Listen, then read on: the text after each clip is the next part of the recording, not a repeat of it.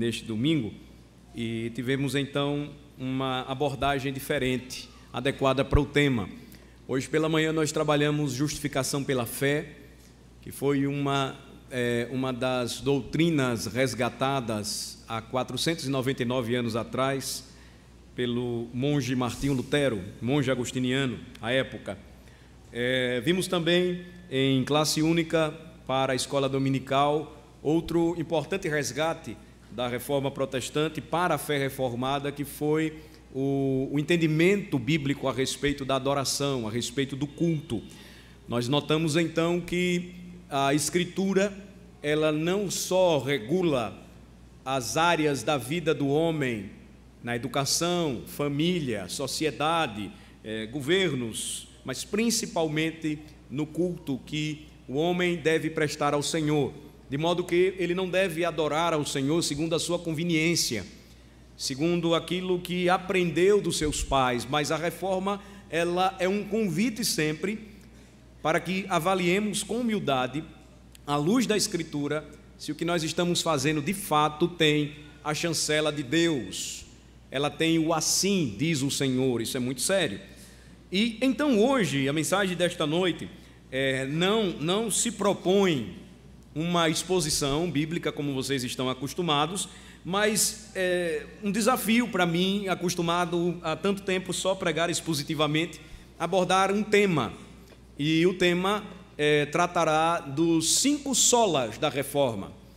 Os solas são termos latinos que foram cunhados pelos reformadores ao afirmarem 5 princípios. Sola quer dizer na língua latina somente, de forma que os reformadores eles resgataram os chamados 5 solas da reforma, e é sobre estes, à luz da palavra, que eu gostaria de propor um sermão, de pregar um sermão diferente para a igreja e para aqueles que estão conosco hoje à noite. Então, como texto basilar, fundamental, eu convido novamente os irmãos para aquele que nós usamos hoje pela manhã, Romanos capítulo 1, versículos 16 e 17. A partir dele, então, nós vamos tratar o tema desta noite, encerrando assim a nossa programação especial pelos 499, melhor falando, 499 anos de reforma protestante. Romanos 1, 16 e 17 são os versículos. Pois não me envergonho do Evangelho, porque é o poder de Deus para a salvação de todo aquele que crê, primeiro do judeu e também do grego. Visto que a justiça de Deus se revela no Evangelho de fé em fé, como está escrito, o justo viverá por fé. Vamos orar. Senhor, abre o nosso entendimento, revela a nós, mais uma vez, as tuas maravilhosas letras, a tua maravilhosa lei. Sem ti, Senhor, não podemos fazer isso. Necessitamos do teu auxílio, da iluminação do teu Espírito. Ajuda-nos, ó Senhor, nesta hora e abençoa-nos, em nome de Jesus. Amém. A expressão "o justo viverá por fé", ela vai tratar de como a vida cristã, ela se inicia a partir do momento em que o homem tem um encontro com Cristo, e uma justiça alheia a ele mesmo agora é imputada à sua vida, à sua alma. Ele é declarado justo, ele agora é feito nova criação em Cristo, ele agora tem uma nova mente, um novo coração, uma nova inclinação, ele agora entende a razão por que ele foi criado, o Senhor a quem ele deve servir. Consequentemente, este entendimento moldou não somente a mente, o intelecto e o coração de Martinho Lutero, mas também dos demais homens de Deus que foram levantados naquela época. Mas me permitam lembrar o que aconteceu com aquele velho monge, enquanto ocupando-se com esses pensamentos a respeito de como ele poderia alcançar verdadeira justiça diante de Deus. Estudando em sua clausura no monastério, ele voltou os seus olhos a este versículo aterrador de Romanos 1,17. E então nós temos o registro histórico que passarei a ler para vocês. Ainda que como monge eu vivesse de forma irrepreensível, sentia-me pecador perante Deus e tinha a consciência muito perturbada. Eu não conseguia crer que Deus era aplacado pela minha satisfação. Eu não amava o justo Deus que pune pecadores e, na verdade, eu o odiava em segredo, se não com blasfêmia, sem dúvida murmurando muito. Eu estava irado contra Deus e disse, como se não bastasse que miseráveis pecadores, eternamente perdidos por causa do pecado original, sejam esmagados por várias espécies de calamidades pela lei do decálogo, Deus ainda acrescentou dor em cima de dor por meio do Evangelho, e também com o Evangelho nos ameaça com sua ira justa. Lutero então conclui: desse modo eu mirava com uma consciência furiosa e perturbada, todavia golpeava com persistência a passagem de Paulo, querendo entender com ardor o que ele queria dizer com a justiça de Deus. Por fim, conclui Lutero, pela misericórdia divina, meditando de dia e de noite, dei atenção ao contexto das palavras, a saber, pois a justiça de Deus se revela no Evangelho, de fé em fé, como está escrito, o justo viverá pela fé. Então comecei a entender que a justiça de Deus é aquela pela qual o justo vive por um dom divino, a saber, pela fé. E esse é o significado. A justiça de Deus é revelada no Evangelho, isto é, a justiça passiva, com a qual o Deus misericordioso nos justifica pela fé, como está escrito, o justo viverá pela fé. Lutero então afirma finalmente: foi quando senti como se tivesse nascido de novo e adentrado o próprio paraíso por portões abertos. O mesmo Evangelho que libertou Lutero foi o mesmo Evangelho que moveu os reformadores do passado a proclamarem tão poderosa mensagem, um poder de Deus para a salvação de todo aquele que nele crê. E é o mesmo Evangelho que precisa ser resgatado hoje em nosso tempo. E sabem por quê, irmãos? Porque nós vivemos dias confusos. Não é difícil que hoje você esteja preocupado com a situação espiritual, a sua e de sua família. É possível que você esteja interessado em conhecer mais a Deus, a salvação e as Escrituras Sagradas. E então surgem as perguntas: mas por onde começar? Qual o caminho a seguir? Afinal, no Brasil, pastor, são tantas igrejas, inúmeras religiões, seitas, denominações, o que é que eu posso fazer? Eu gostaria de tomar o sermão desta noite, mais uma vez, para reafirmar publicamente quem nós somos. De onde viemos? Qual a nossa origem? Isso é muito importante, irmãos. Qual a nossa história? Qual a nossa doutrina? Aí onde entra os 5 solas da reforma. Porque a igreja presbiteriana de Aracaju é uma igreja de tradição reformada. Ela possui símbolos e padrões de fé adotados e produzidos por efeito e resultado daquele grande período de manifestação da graça de Deus poderosa no meio dos homens. E os reformadores, portanto, empregaram estes 5 termos latinos para resumirem a sua fé, e eu pretendo nesta noite subscrevê-los mais uma vez, publicamente. Estes são os solas que a nossa igreja subscreve. Se você está aqui nesta noite e gostaria de saber por que o nosso culto é assim, por que a liturgia acontece dessa forma, Porque não é como nós vemos na TV, ou acontece como alguma igreja que eu visitei já, que é tudo muito animado, tem trenzinho da fé, tem gente pulando e dançando, bailarinas lá na frente, uma pregação muito light, muita graça, muita brincadeira, porque aqui não é assim.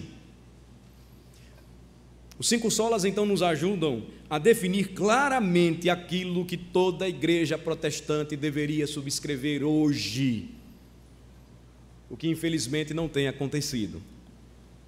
Eu vou então passar a apresentar a vocês. O primeiro sola, então o principal deles, é o sola scriptura, um termo latino que quer dizer só a Escritura. A Escritura é a base da nossa doutrina. A Escritura é a base da nossa forma de governo, do nosso culto, das nossas práticas eclesiásticas, afirmando que esta prática não se firma na tradição, no racionalismo, no subjetivismo ou no pragmatismo do nosso tempo. Sola Escritura aponta para uma doutrina reformada consistente, porque fundamentada na palavra de Deus. Vamos para 2 Timóteo, capítulo 3, versículo 16. 2 Timóteo, capítulo 3, versículos 16 e 17.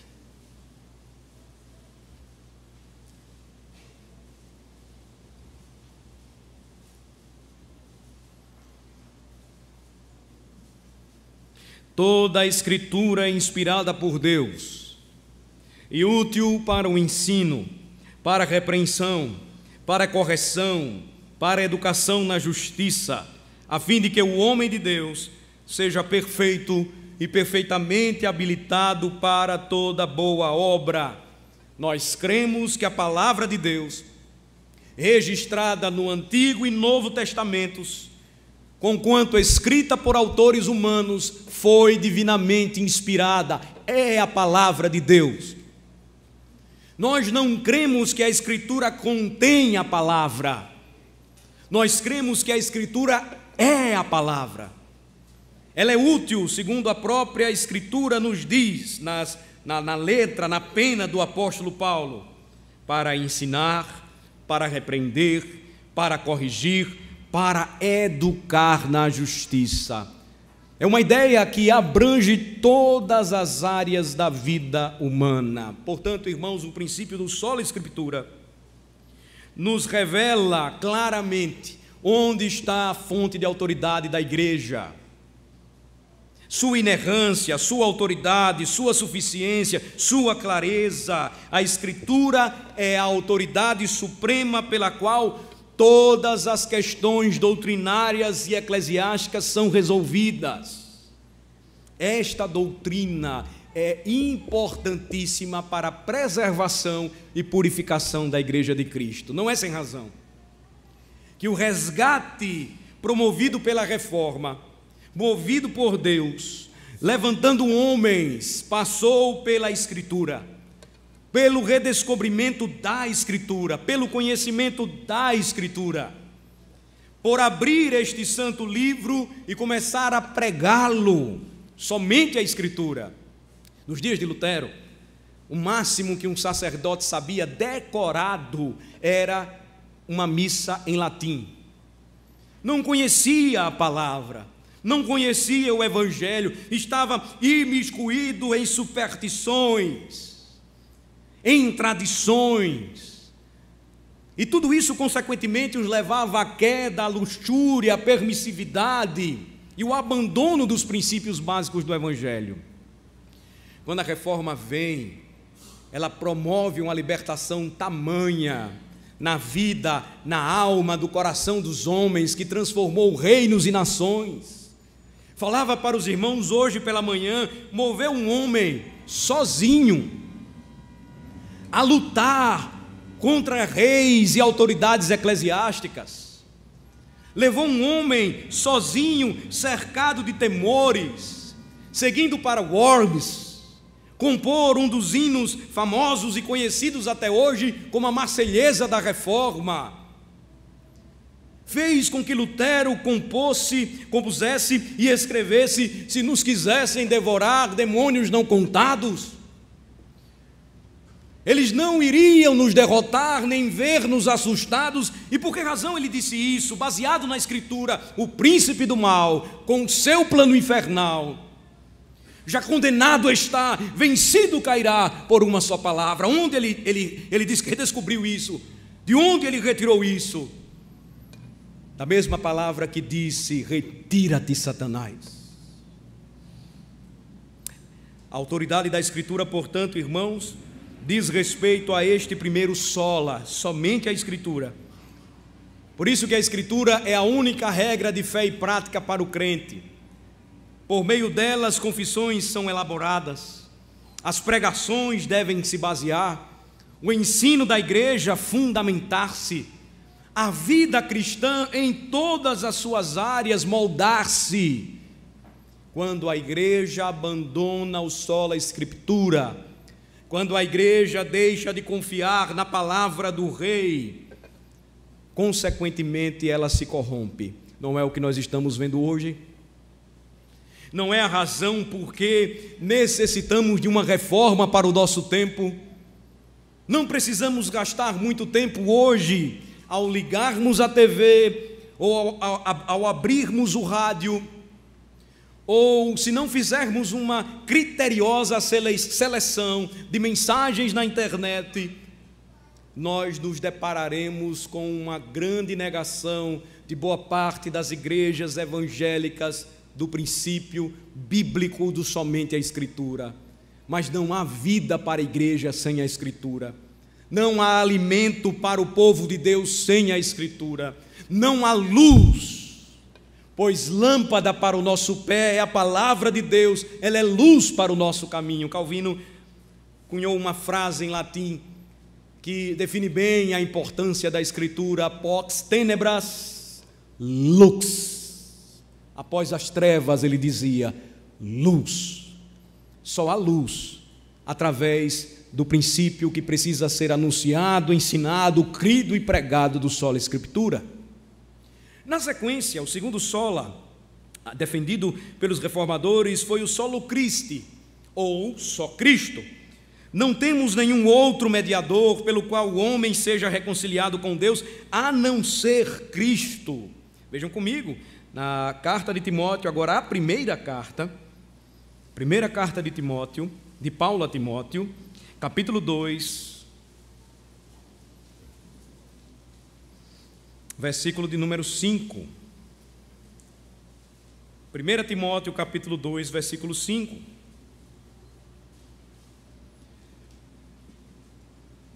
Porquanto há um só Deus e um só mediador entre Deus e os homens, Cristo Jesus, homem, o qual a si mesmo deu em resgate por todos, testemunho que se deve prestar em tempos oportunos.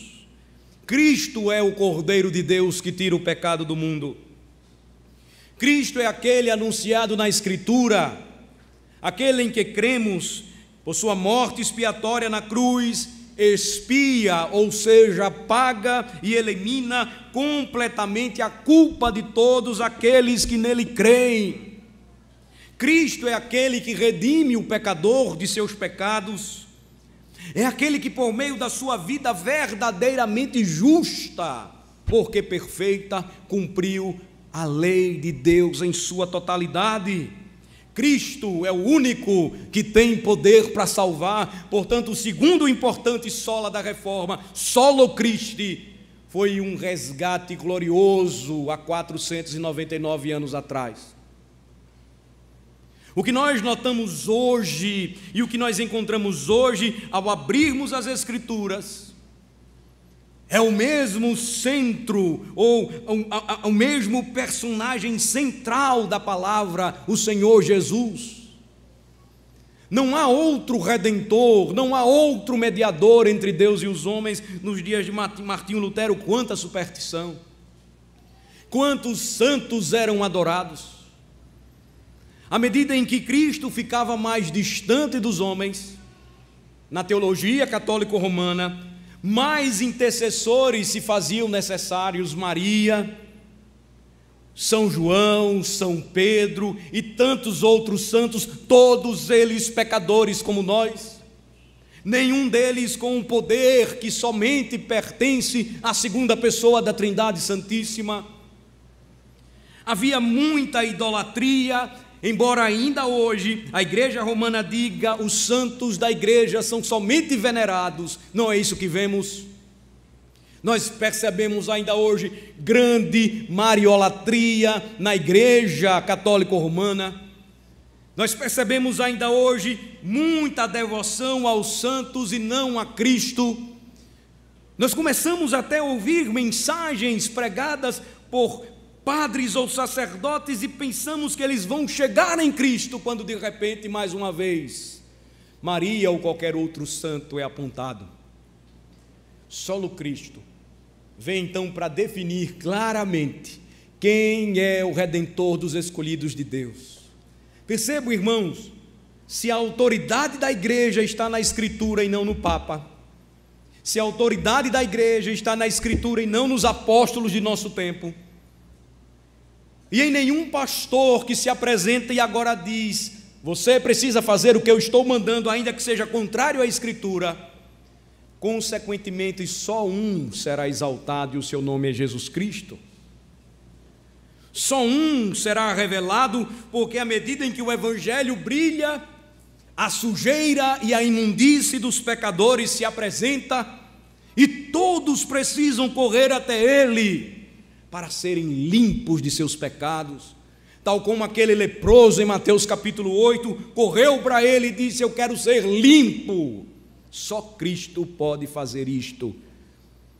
A redescoberta do somente a Escritura levou então os reformadores a pregarem e a redescobrirem a beleza da cristologia dos séculos 1 e 2 e voltarem a ensinar, a proclamar e a pregar de seus púlpitos. O que é que nós estamos vendo hoje, irmãos? O que percebemos hoje em nosso tempo? Quem é Cristo?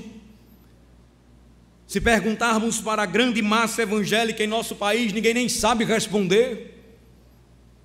Ninguém o conhece, ninguém sabe dos seus feitos, ninguém conhece as suas duas naturezas inseparáveis, 100% Deus e 100% homem.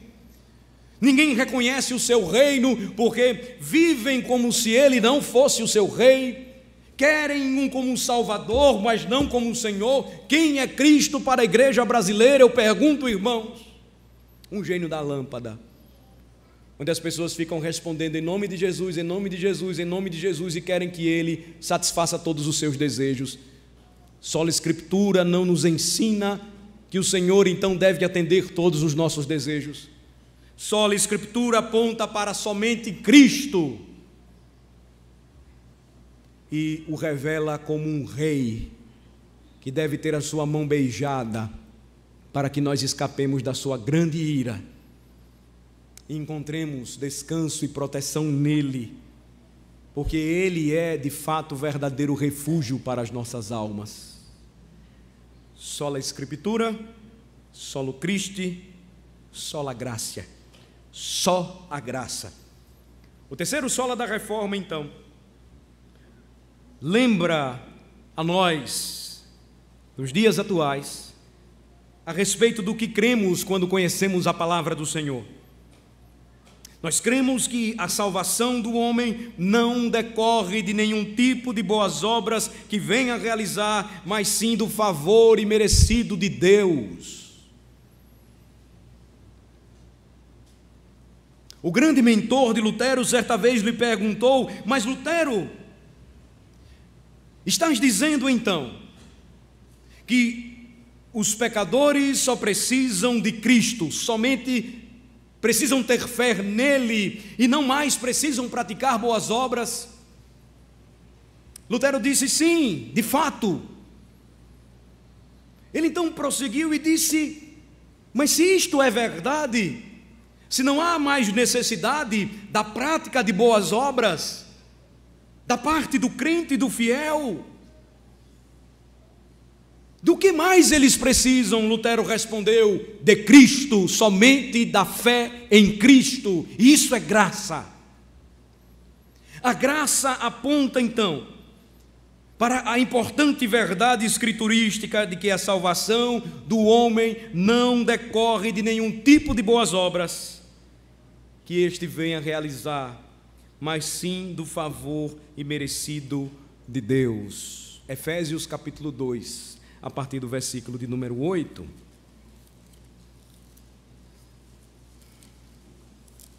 Efésios capítulo 2, a partir do versículo de número 8.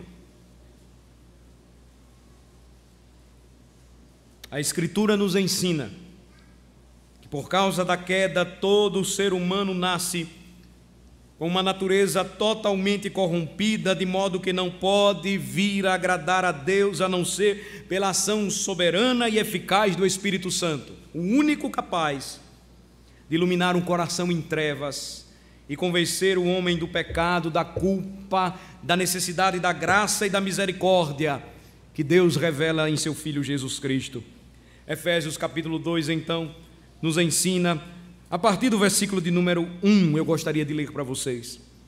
Ele, o Senhor, vos deu vida, estando vós mortos nos vossos delitos e pecados, nos quais andastes outrora, segundo o curso deste mundo, segundo o príncipe da potestade do ar, do espírito que agora atua nos filhos da desobediência, entre os quais também todos nós andamos outrora. Não há um justo nenhum sequer, segundo as inclinações da nossa carne, fazendo a vontade da carne e dos pensamentos, e éramos por natureza filhos da ira, como também os demais. Todos pecaram e carecem da glória de Deus. Mas Deus, sendo rico em misericórdia, por causa do grande amor com que nos amou, e estando nós mortos em nossos delitos, nos deu vida juntamente com Cristo, pela graça sois salvos. E juntamente com Ele nos ressuscitou e nos fez assentar nos lugares celestiais em Cristo Jesus, para mostrar nos séculos vindouros a suprema riqueza da sua graça em bondade para conosco em Cristo Jesus. Porque pela graça sois salvos, mediante a fé. E isto não vem de vós, é dom de Deus, não de obras, para que ninguém se glorie. Somente a graça, importante sola da reforma, resgata então aquilo que trouxe verdadeira liberdade para os homens e as mulheres e os filhos nos dias de Lutero, de Calvino, de Zwinglio e dos demais reformadores, e assim de geração em geração. O Evangelho, agora redescoberto, travou grande luta por aqueles que afirmavam que a justificação ela deveria ocorrer por obras. A Escritura diz: não, é pela fé, porque pela graça sois salvos mediante a fé. Não vem de vós tal coisa, é dom de Deus. Por mais firme que esteja, a Escritura diz: o homem é vaidade pura. Por melhores que sejam os seus atos, porque não glorificam a Deus com a mente e o coração, são imundos. Porque suas mãos só podem ser limpas quando estas são lavadas pelo sangue do Cordeiro. Isto é graça, porque ninguém merece. As boas obras, portanto, têm o seu lugar. Paulo não deixa de mencionar tal coisa. Versículo de número 10, ele diz: pois somos feitura dele, criação dele, em Cristo Jesus, criados para boas obras, as quais Deus de antemão preparou para que andássemos nelas. Como, irmãos, esta importante doutrina precisa ser resgatada em nossos dias. sem a pregação genuína do Evangelho, a nossa geração tem produzido falsos crentes. Estes não passaram pela experiência do novo nascimento e, portanto, acreditam que, pela simples razão de terem crido, ou apenas com a sua boca confessado a Jesus, sem tê-lo experimentado em seu coração, em sua alma, se consideram salvos, mas não experimentaram de sua maravilhosa graça. Dois problemas então surgem. Criamos uma geração de licenciosos, liberais. Eles acham que podem fazer de tudo, porque uma vez crendo em Cristo, não perdem a sua salvação. É aí onde os equívocos surgem. Porque alguns acreditam, se a salvação está garantida, os homens vão fazer o que querem. Não! A graça transforma, a graça muda, conversão é mudança radical, coração novo é dado pelo Espírito. Logo, aqueles que têm certeza de que nada os separará do amor de Deus que está em Cristo, não viverão em licenciosidade, experimentarão de sua liberdade cristã para a glória de Deus, mas não viverão como se Cristo não existisse. O segundo problema são os legalistas ou os fariseus do nosso tempo. Eles então vão acreditar que por aquilo que fazem e pelos acréscimos à lei, por um estilo de vida, pela forma como se vestem, por não comerem ou beberem tal coisa, por não fazerem isto ou aquilo, eles são salvos. A Escritura então nos lembra somente a graça. Só a graça de Jesus salva o pecador. Só a graça de Jesus o liberta de seus medos. Só a graça de Jesus lhe restaura a confiança. Só a graça de Jesus revela o seu poder e misericórdia quando ele estava morto. E em Cristo o Senhor lhe deu vida, porque ele caminhava para o inferno, jamais para o céu. A graça de Jesus nunca precisou ser tão anunciada em nosso tempo. Nós temos pregadores em nossos dias muito preocupados em anunciar apenas aspectos do Evangelho. E então os problemas surgem. Se nós falamos da graça de Jesus, mas não apresentamos também a ira de Deus, promoveremos a licenciosidade. A ira de Deus, as suas exigências sem graça, produzem então um grande número de crentes amedrontados e consequentemente fariseus, porque não vivem no poder do Evangelho pela graça somente. Este princípio então, irmãos, nos lembra aquilo que cremos e por isso pregamos à luz da palavra. A salvação do homem não decorre de nenhum tipo de boas obras que venha realizar.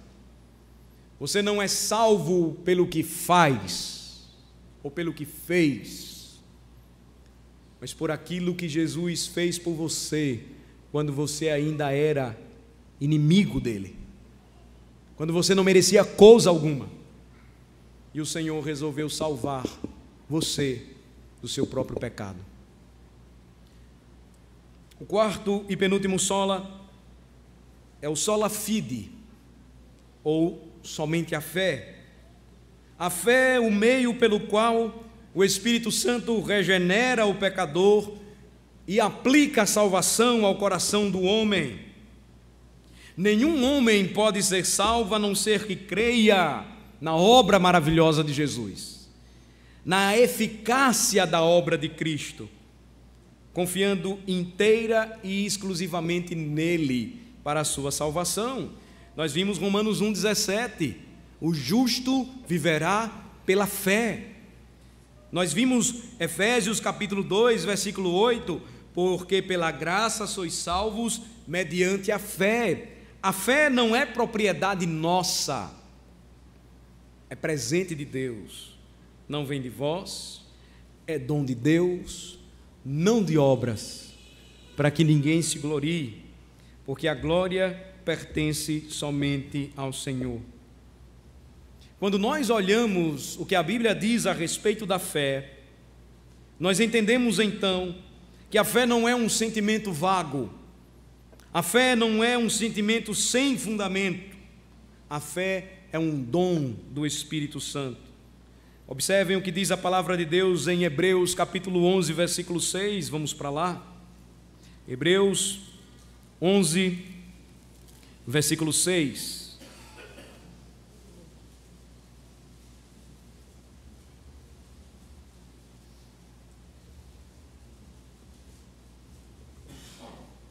A fé é o dom do Espírito Santo, pelo qual um ser humano, convencido da culpa e do pecado, se arrepende e estende suas mãos vazias para receber de Deus o perdão que não merece.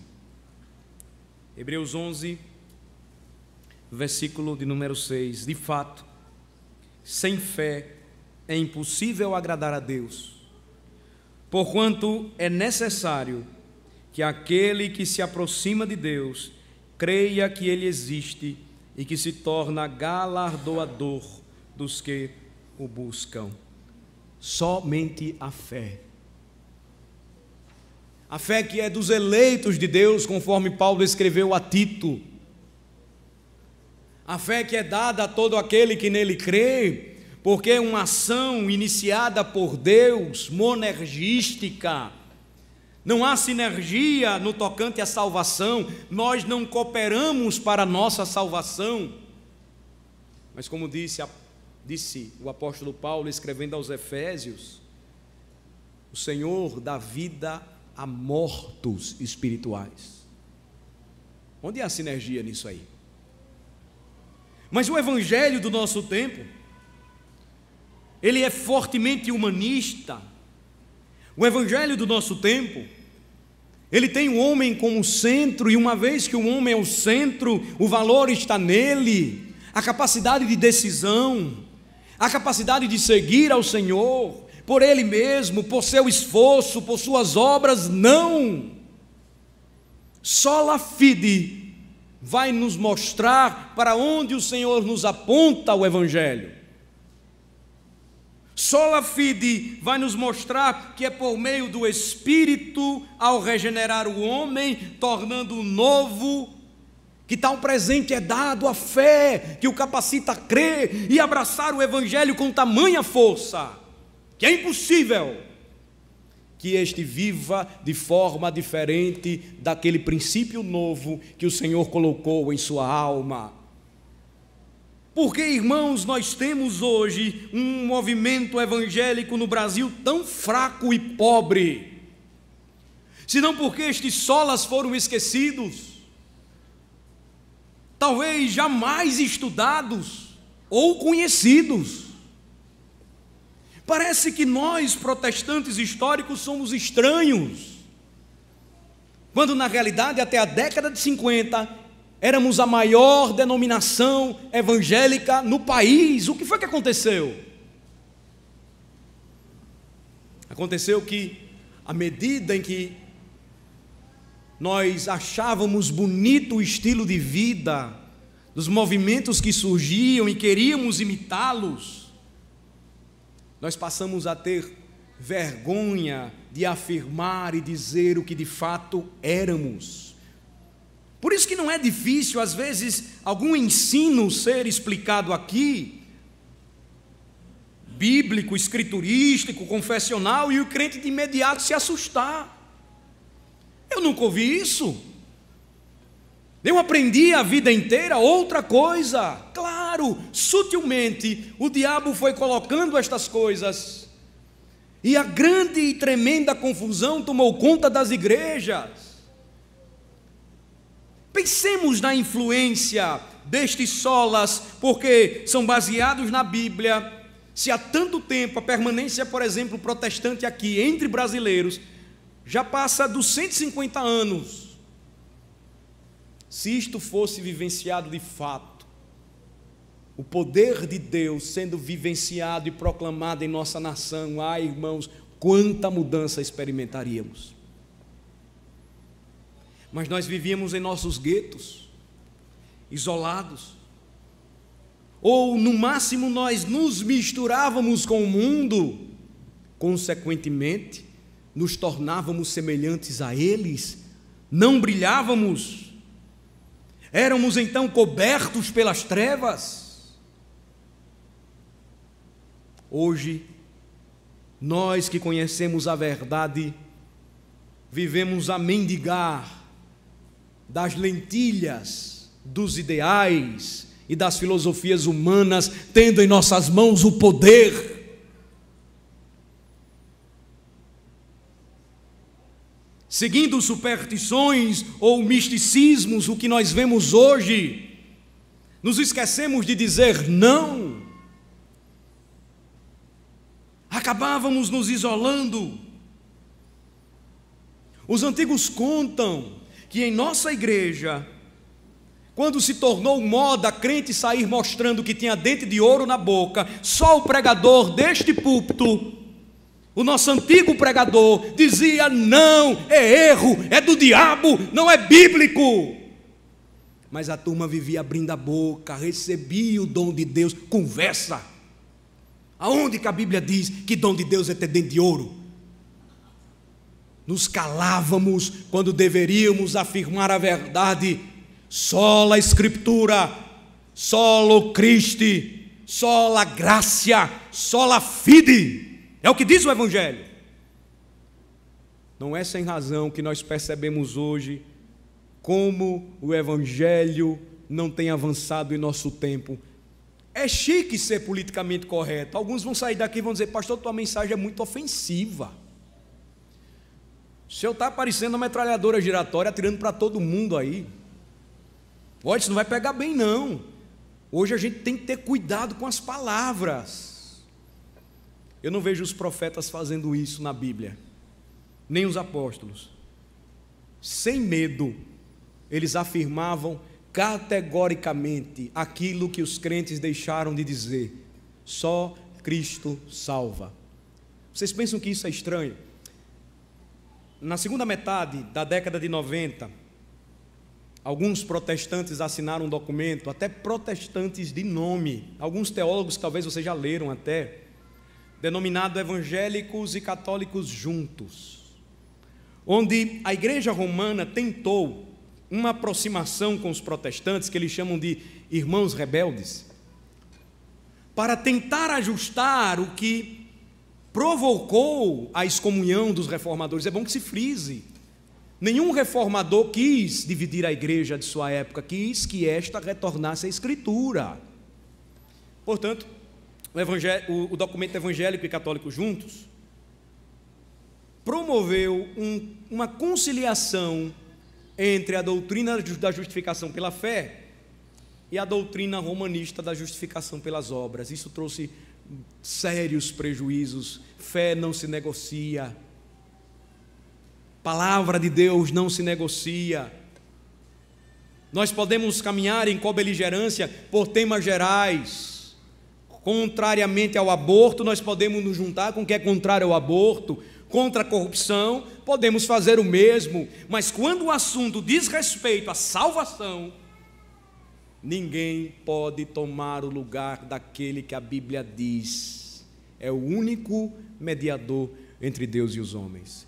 Se nós estamos dispostos a negociar tamanha e importante verdade, nós não podemos ser chamados de protestantes ou reformados, porque é esta verdade que cremos, de fato é absoluta e tem poder para transformar a sociedade do nosso tempo, como aconteceu no passado.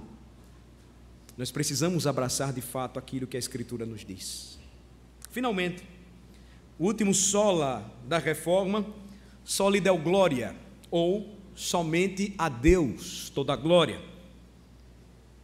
A Escritura nos ensina esta importante verdade, e nós cremos em um Deus absolutamente soberano, Senhor da história e do universo, que faz todas as coisas segundo o conselho da sua vontade. Este é o Deus a quem servimos. Cremos que na obra da salvação toda a glória pertence a Deus, portanto não de obras para que ninguém se glorie. Como os nossos catecismos ensinam, cremos que o fim principal do homem é a glória de Deus e o seu louvor para todo sempre. O fim do homem e da religião não é o seu bem-estar, não é a sua saúde física, não é a sua prosperidade, não é até mesmo a sua felicidade ou a sua salvação. O fim principal do homem, meus amados irmãos, é a glória de Deus, o louvor da sua santidade, de sua justiça, de sua fidelidade, do seu poder. Se não vejamos livro do Apocalipse, vamos para lá. Comparemos com a Escritura. Vejamos o que a Escritura nos diz. Apocalipse 7, a partir do versículo 12.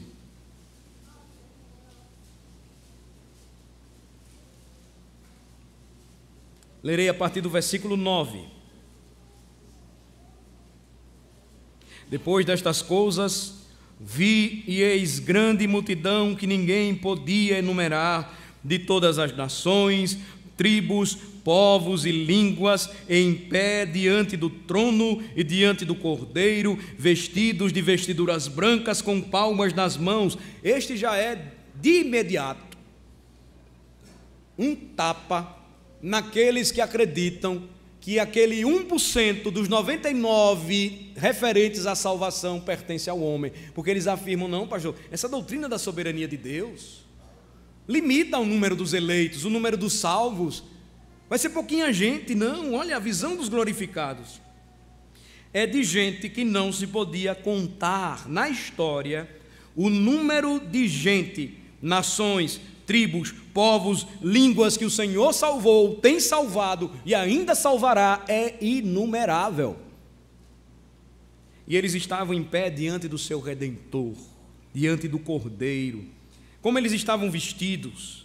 Eles estavam vestidos com vestes limpas, alvas, brancas, palmas nas mãos, um símbolo de se celebrar e receber o rei coroado. E clamavam, versículo 10, em grande voz, dizendo: ao nosso Deus, que se assenta no trono, e ao Cordeiro pertence a salvação. Todos os anjos estavam de pé rodeando o trono, os anciãos e os 4 seres viventes, e ante o trono se prostraram sobre o seu rosto e adoraram a Deus. Aqui todos os redimidos, seres celestiais, os profetas, os apóstolos, todos, a igreja, diziam amém. O louvor e a glória e a sabedoria e as ações de graças e a honra e o poder e a força sejam ao nosso Deus pelos séculos dos séculos. Amém. Sólida glória aponta para aquilo que deve ser a finalidade principal do crente. Aqueles que trabalham com música sabem que em todos os seus trabalhos, Johann Sebastian Bach, ele terminava então com a expressão Soli Deo Gloria. Todo o seu labor ele dedicava ao Senhor, a Ele toda a glória. A glória que homens têm buscado hoje no movimento evangélico brasileiro passa longe disso por vezes. O que se prega é o bem-estar, o que se prega é a saúde física, é a prosperidade, é a felicidade, até mesmo se prioriza a salvação. Tanto que se cunhou a diferença entre culto de adoração, culto doutrinário e culto evangelístico. Culto é culto.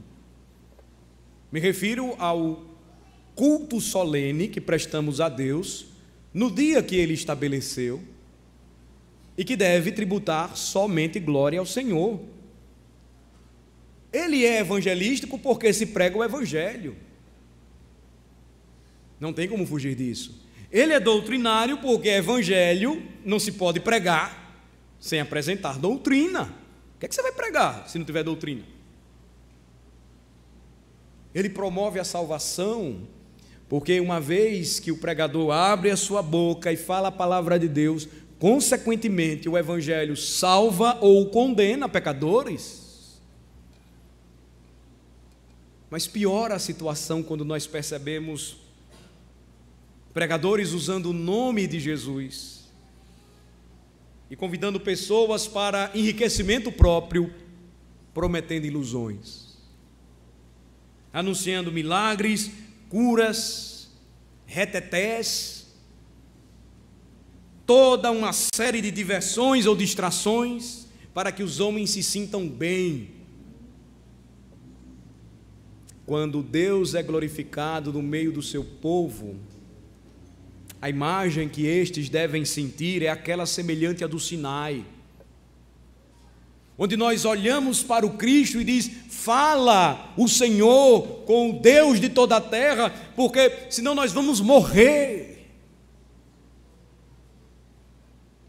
Tendo consciência de sua santidade, do seu poder e da sua glória, nós tributamos toda a glória a Ele, porque reconhecemos que, sendo Ele santo, condescendeu, veio a nós em Cristo e revelou sua sabedoria, sua bondade, sua graça e sua misericórdia. Irmãos, só lhe deu glória nos ensina que Deus não existe para satisfazer as necessidades do homem. O homem, sim, o homem é que foi criado para a glória de Deus. Romanos 11 é o último texto que eu gostaria de lhes apresentar nesta noite. Nos lembra estas coisas.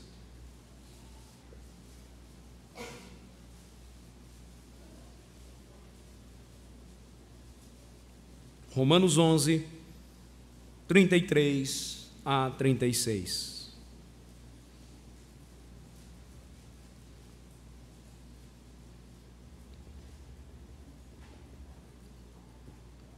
Paulo vem falando anteriormente da grande misericórdia de Deus, daquilo que Ele manifestou para o seu povo, prometendo grande salvação para os gentios e no final então manifestar a sua glória, estendendo então não somente aos gentios, mas aos judeus e arrebanhando um grande povo e uma grande nação santa para si.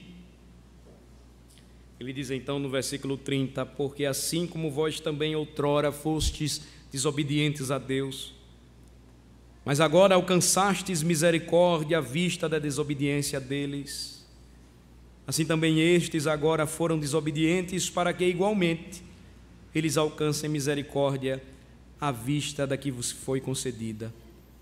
Porque Deus a todos encerrou na desobediência, a fim de usar de misericórdia para com todos. Ó profundidade da riqueza, tanto da sabedoria como do conhecimento de Deus! Quão insondáveis são os seus juízos e quão inescrutáveis os seus caminhos!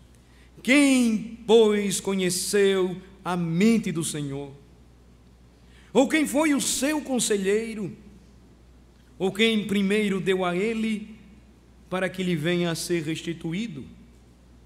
Porque dele, e por meio dele, e para ele são todas as coisas. A ele, pois, a glória eternamente. Amém. 5 solas. Resumo básico e fundamental daquilo que cremos e do que pregamos. Necessitam ser resgatados em nosso tempo, vividos experiencialmente, com base no que cremos. Deve ser motivo das nossas orações, para que Deus levante homens que preguem com poder, não próprio, mas o poder do Evangelho, que derruba muralhas, que destrói reinos, que salva pecadores, assim como vocês e eu. Reafirmemos nesta noite nosso compromisso diante do Senhor de toda a terra, de que confessaremos somente a Escritura como única fonte de autoridade e suficiência para nós, a verdade de Deus revelada. Somente Cristo, o único Salvador, Senhor, aquele a quem um dia todo joelho há de se dobrar e confessar com a língua que Ele é Senhor, para a glória de Deus o Pai. Afirmemos a fé, somente a fé dada por Deus capacita o pecador a dizer: eu recebo o Senhor como meu Salvador, eu sei que sou pecador e estou perdido, ó miserável homem que sou, quem me livrará do corpo desta morte? Só a graça, pois me faz lembrar, graças a Deus por Cristo Jesus, que salvou pecadores como eu, e pode salvar ainda hoje aquele que nele crê e deposita a sua fé. Só lhe deu glória, somente a Deus toda a glória, porque este é o fim principal do homem. Tudo o que fazemos na igreja de Deus, em nossa casa, em nossos relacionamentos, no exercício da nossa vocação, dos nossos estudos, o nosso trabalho, os nossos bens, devem buscar a glória daquele que diz que dele, por meio dele e para ele são todas as coisas. A ele, pois, a glória eternamente. Vamos orar. Senhor, te bendizemos e exaltamos o teu santo nome, porque nesta hora somos privilegiados em recebermos a tua palavra, baseados neste tema que foi objeto do resgate dos nossos irmãos do passado, no período histórico conhecido como Reforma Protestante. O protesto ainda deve ser o mesmo, de que os homens devem a Deus toda a glória, e que somente a Escritura é a verdade absoluta, e aqueles que conhecem esta verdade por ela são libertos. Nela encontramos a Cristo, o Senhor da palavra, e só Ele tem poder para salvar pecadores como nós. Nela encontramos a revelação da tua graça maravilhosa, ó Senhor, graça que nos alcançou, favor imerecido. Nela entendemos a respeito da fé, pois sem ela é impossível agradar-te, e porque ela é um dom, um presente, o Senhor tem dado de forma gratuita àqueles que são impactados e transformados pelo poder do teu Evangelho. Ó Senhor, que a nossa oração seja por uma grande reforma e avivamento em nossa nação, e que esta comece em nós quando começarmos a valorizar a tua palavra, ouvindo-a e procurando mudar e transformar a nossa vida pelo conhecimento, o conhecimento que vem de ti mesmo, suficientemente revelado nestas sagradas letras. Que não tenhamos vergonha de reafirmar, domingo após domingo, sermão após sermão, culto após culto, a quem devemos honrar, obedecer e servir, e a quem esperamos um dia nos buscar e nos levar para o reino celestial, lugar onde viveremos com Ele para todo sempre. É no nome de Jesus que oramos. Amém.